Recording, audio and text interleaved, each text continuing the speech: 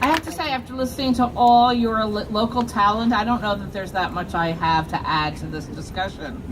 You're phenomenal people, and if Scott Martins is half as good as his wife is, please vote him into office. And then we'll talk about another time why maybe she didn't run. I don't know.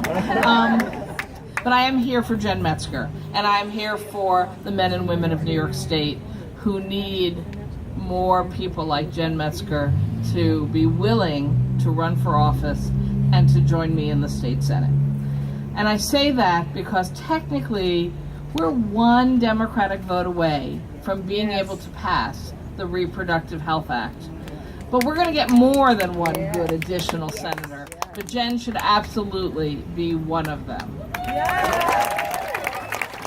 And Robin talked about why we're so angry, and we all know why we're so angry. But we also need to understand clearly that in the absence of a federal government who will stand up for us on so many issues, on our right to make our own reproductive health decisions, on our environment, on our fundamental civil and human rights, because that's what we're living with right now in Washington, we need as states to do it for ourselves. And we have an enormous ability to pass laws and constitutional amendments that would allow us to do it for ourselves. But not unless we change who controls the state Senate. Not unless women like Jen Metzger and Jim Skoufis, we're near his territory too, join me in the state Senate. And since the reference was to my breastfeeding Bill of Rights, I was going to tell a story that I assumed when I first got to Albany, I was driving 3 hours north and 40 years back in time, because my Senate Republican colleagues had the most bizarre opinions about things. And I was like, wait, didn't you notice, like, it's the 21st century now?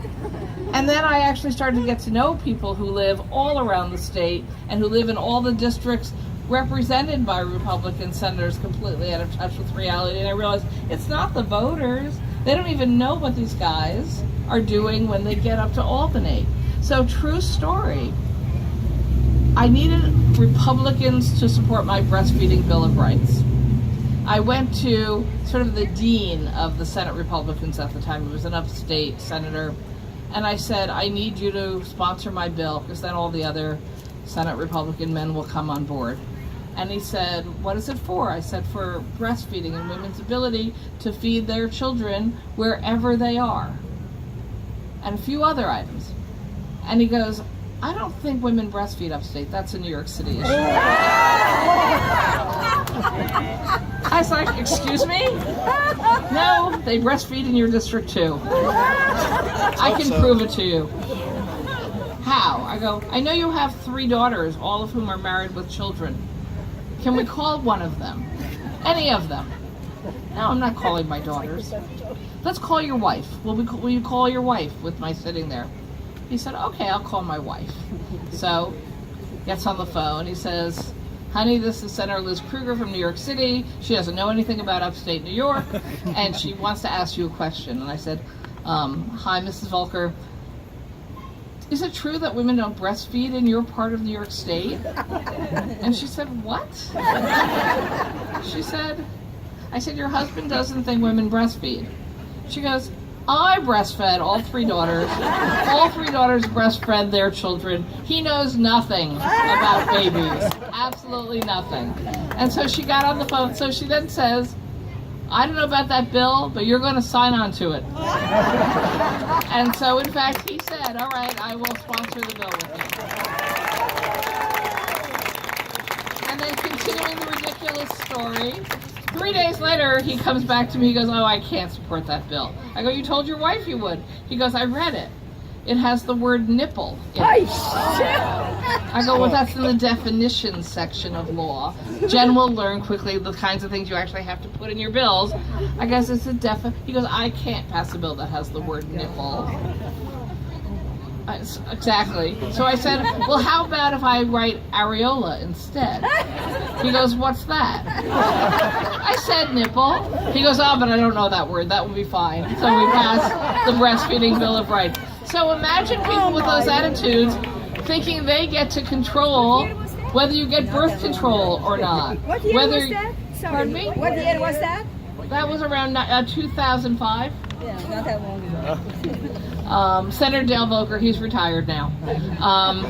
21st century. So these people who are thinking this way shouldn't get to decide what our decisions are about birth control, about whether we have children, about our reproductive health, because they don't even know what their own wives are thinking or doing back at home, where they think none of this is an issue.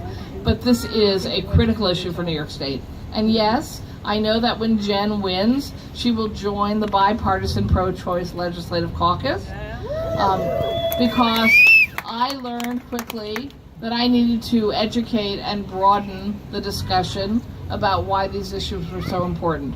And so in 2010, I saw that around the country, there was a mass movement to attack reproductive health through state capitals. They didn't think they could get the court then, so they didn't think they could get Congress, so they made a decision to go state capital by state capital.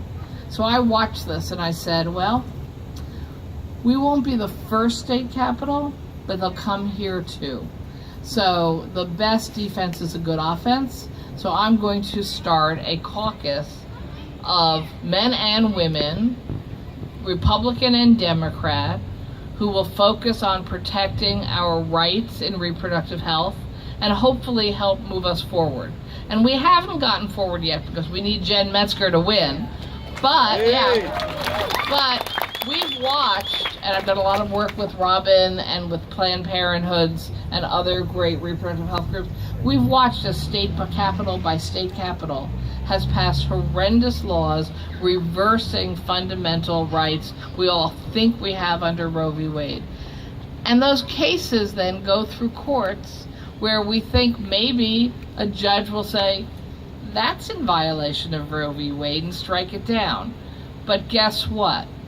There are states now who have these laws in place, and there are courts that are not upholding our rights. And so Kavanaugh is our biggest problem right now, but this has been starting to grow throughout the court system now for at least 9 years, but not in New York. We are going to move forward. We're going to pass the Reproductive Health Act. We're going to pass a basic right to birth control in our insurance programs.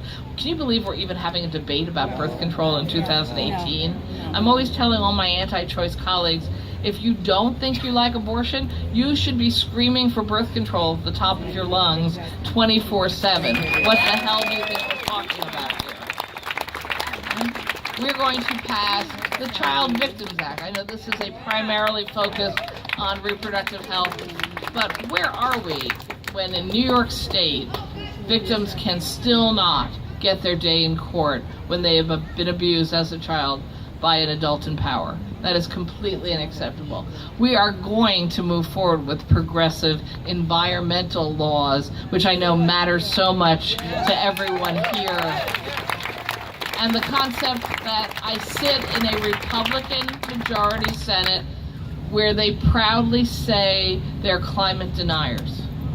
In New York State, I don't know if anybody comes home and talks about it, but that's what they say when they're on the floor of the Senate, and you ask them, what the hell does that mean? Well, that's what Donald Trump says, so that's what we're doing now.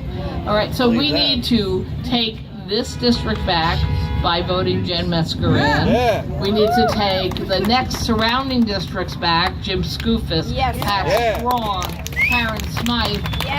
We need to take our state into a 21st century productive,